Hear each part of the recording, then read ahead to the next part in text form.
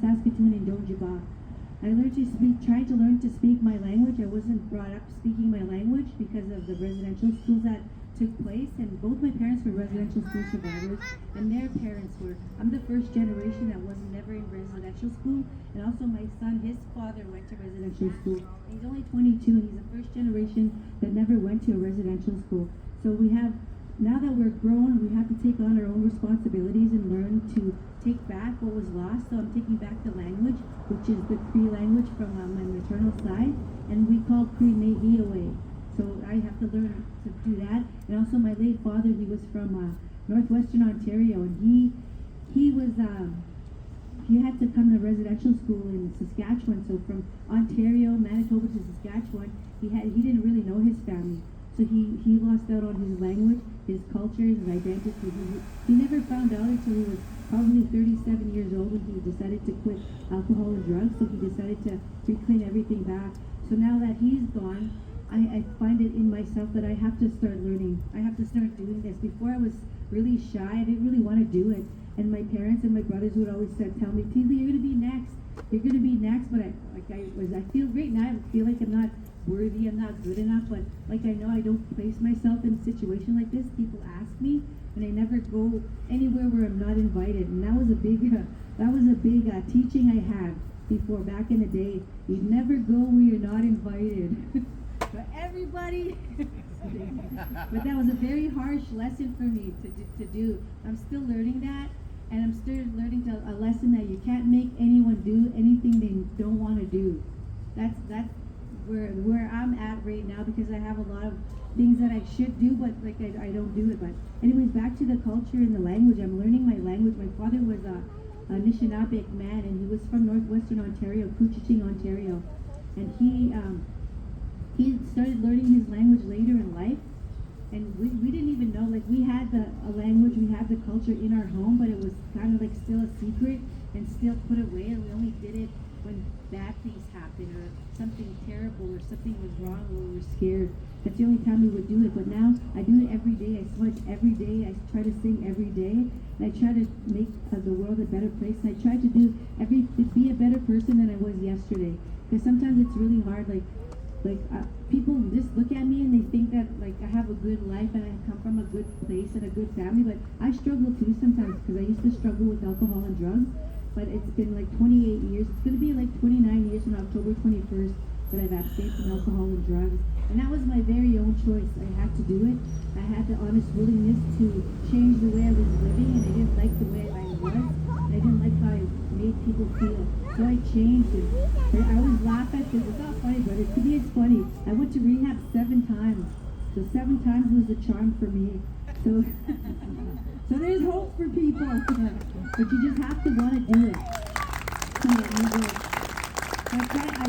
I do other things in the community as well. It's like within the last year or two, people started asking me to do things for them. So I started putting up a moon ceremony at the what was that place? It's called a boxcar, I guess, on 20th here. Yeah, so I do every full moon. I get all the women, or even Two-Spirit, and even in the men, they can come to the moon ceremony, and we talk about the little girls becoming women and their duties and what they should do and how the people around them should treat them. So it's a beautiful ceremony. So I have that every month on the full moon. So anyone's welcome. I invite everybody, even our men, because our men are single fathers sometimes to little girls, and they don't really know the protocols and anything for when a girl starts going on their moon time. So I invite everybody there. So it's an open thing for me, and I invite everybody too. And also, back to the language there, I have an older brother, and he's married to a fluent Anishinaabe speaker. So he's learning from her. It's a little off dialect from what my father spoke, but he's teaching me, and he taught me that in Anishinaabe, when there's not a word for truth and reconciliation. It's more of like, it's called Mino Je Gabawe Win. And what it really translates to is like, let's all stand back and look back in a good way. And I really felt that was such a beautiful, beautiful thing. So I use that in my everyday, whatever I'm doing, if I'm working with the children, or if I'm working with my mom, or I'm just by myself. I try to do things to help encourage people because we never know what anyone's going through. We have no idea what the struggles people have. Just by looking at us, we don't know what we've been through. Like nobody knows that I was like a rag junkie, just the way I am now. Like I don't tell my story anymore as much as I should. But one day I'll probably reveal my story and then people will kind of be shocked. I don't want nobody to be shocked. But I'm really grateful to be here. I don't know how many years we've been coming here. And the first time I came with my brother Vernon, oh my gosh, Vernon, he had all, you know how he is.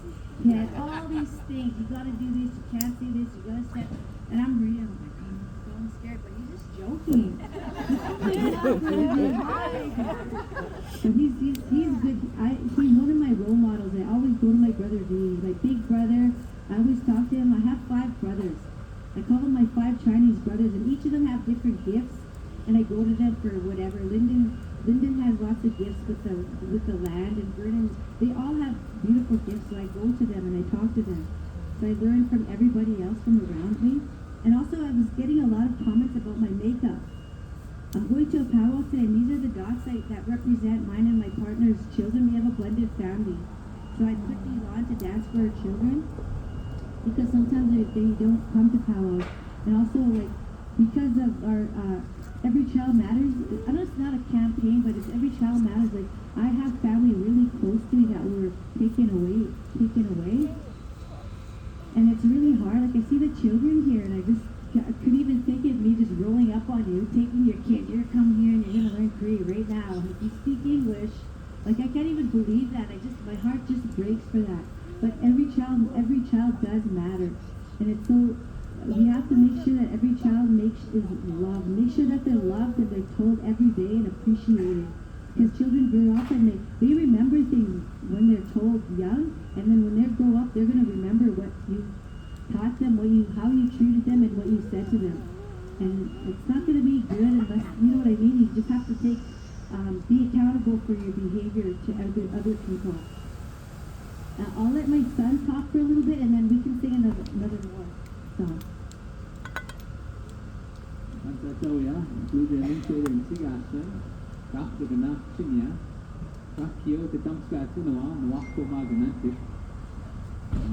I just thank everybody, I welcome you in my language, we're here today, for Truth and Reconciliation Day.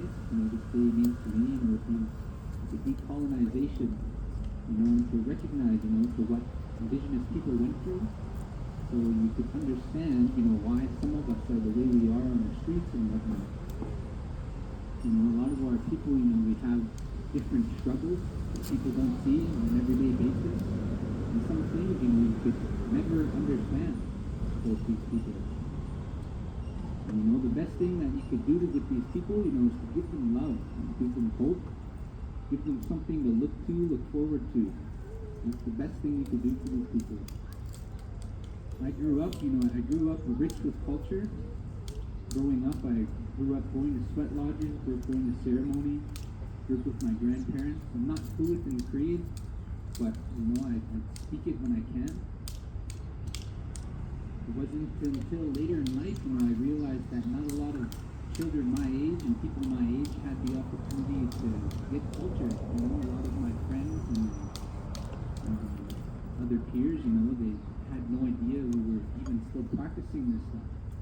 So, it was kind of a shock to me, at a young age to think that, people still thought Indians are extinct. And this was about the time, reconciliation, the movement first started, Truth and Reconciliation.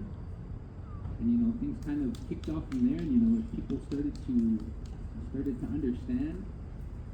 One of my grandparents went to Truth and Reconciliation and told their story.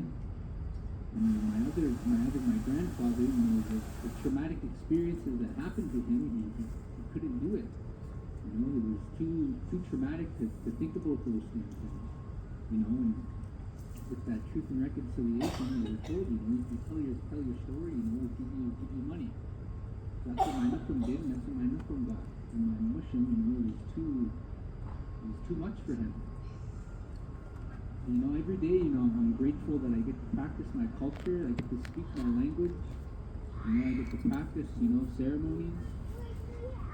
I dance men's traditional. I go around, travel all over Canada, competing in powwows. It's a very good life, these powwows, it's very healing. I've been dancing powwows since I was probably 13 years old.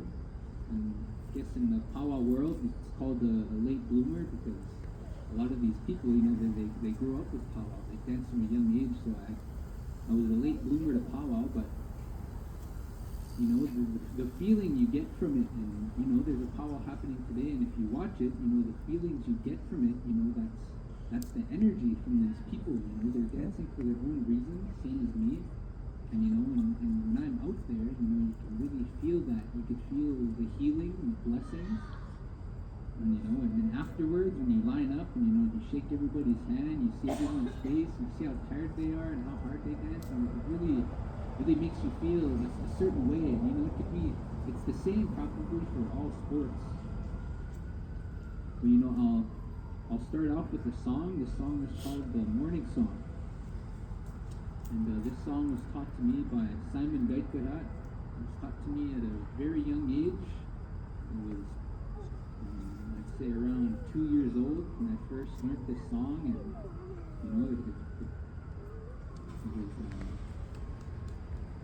it's very special to me, this song. There's deep meaning behind it.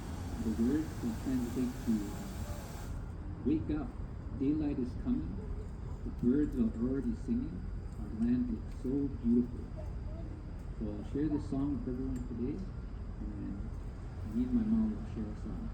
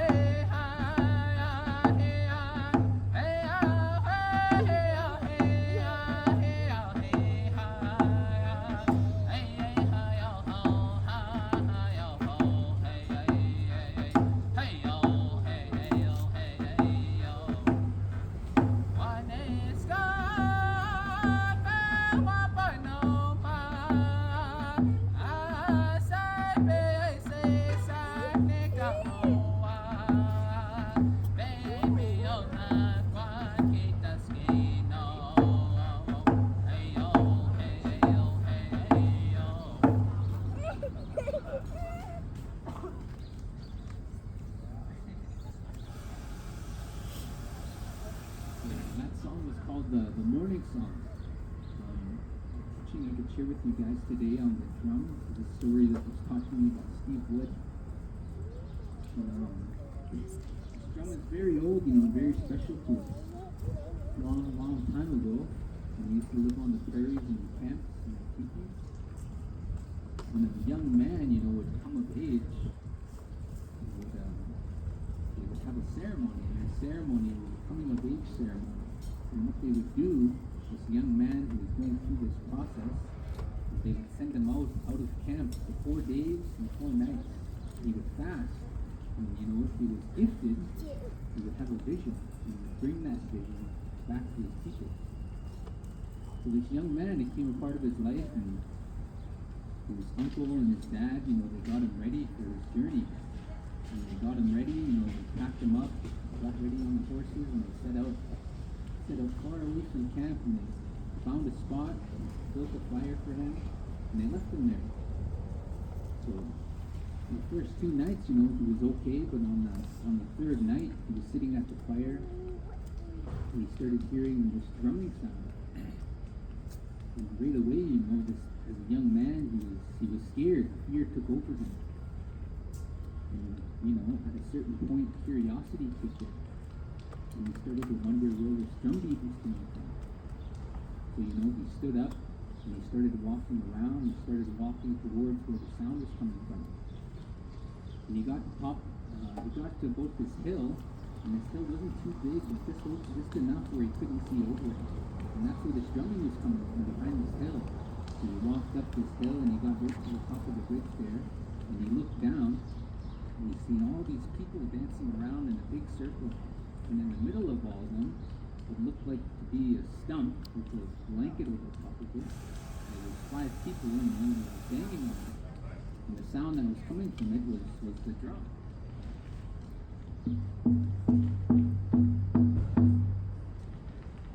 So as he watched these people, he seen how happy they were and the joy that was coming from them. And just as he was about to go down, he heard a voice, and it said, "Quién still faces?" And he looked over, and it was the old Kiteas, an old man. And he looked at him, and he said, what is this? And the old man, he asked him, he said, "Do you understand what you see?" So he asked that old man what this was. And that old man, he said to him, "Kapesta mago ma, nasta wiwe win, sito skafta win." And he said, "This will bring great healing to your people. This will bring your people together in great numbers." So as he looked down and he watched these people smiling and laughing, he started to notice the young and the old. And everybody was dancing, smiling, having a good time.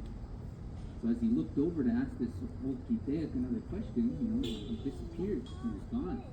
So right away he was confused, and he looked down again at the people, and they were gone. And all he seen was big, long, flowing grass like this. So right away, as a young man, he got scared again. Fear took over. His heart started racing, and he started running through the forest, running back to his camp. And fear took over him so much that he passed out and fell asleep. And somehow he made it back to his camp, and the next day, when his father and his uncle came together, he shared with them the story of the drum, Mr. Weston. And they brought it back to his people, and this is the story of where our drum comes from. And with that, I'll share with you another song. This song is a woman's song, and it's helped me from signing out for this.